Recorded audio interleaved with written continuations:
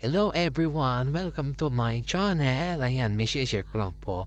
Base sa aking experience, ang SES investment po. Kayo na pang humusta kung ito nga ba ay legit or hindi po yan.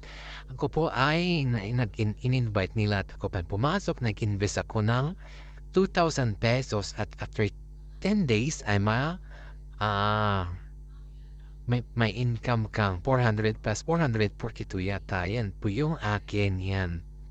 Yan po. Then first day, kailangan mag-check-in para may papasok sa inyong balance. Yung balance po yun ay yun po yung income nyo except yung 2,000 na investment ko base sa aking experience.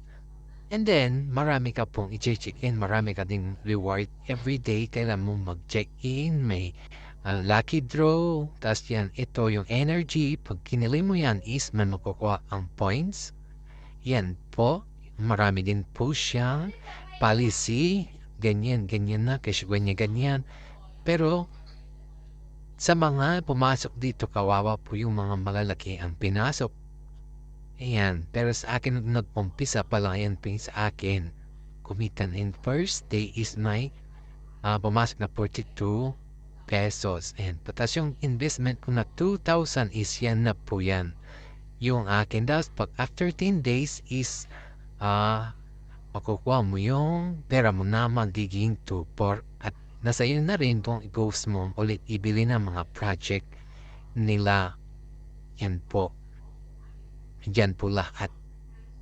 Yan. Yan po yung mga project. Ayan guys.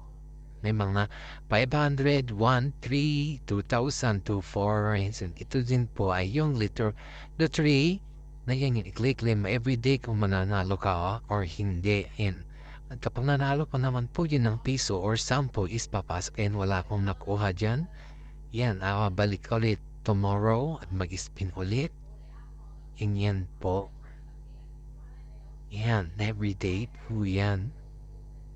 Kaya na po ang bahala. Panoorin niyo po hanggang dulo at sa dulo po ay malalaman niyo kung ano nga ang kinahinatnan sa pinasok kong 2,000 pesos at lalo na rin sa mga nag-invest ng malaki. Sila po yung nauna. Pero sa bandang huli ay yun nga. Kaya mag-ingat po tayo sa mga pinapasukan nating mga investment. Ayan. Yan po.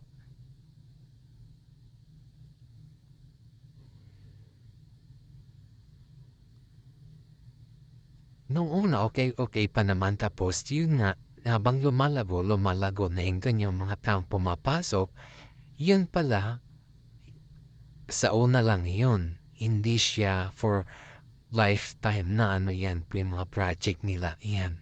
Yan po. Yan.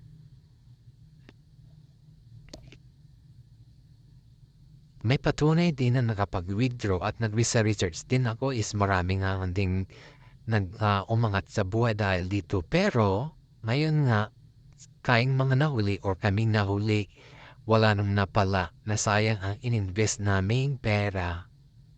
Yun po. Mag-ingat po tayo sa mga scam or mga manlulokong tao or kumpanya dahil sayang lang ang i-investment natin. Yan po. Keep watching po till the end ng aking video at doon malalaman kung ano nga ang mga kinano niya ng aming pera.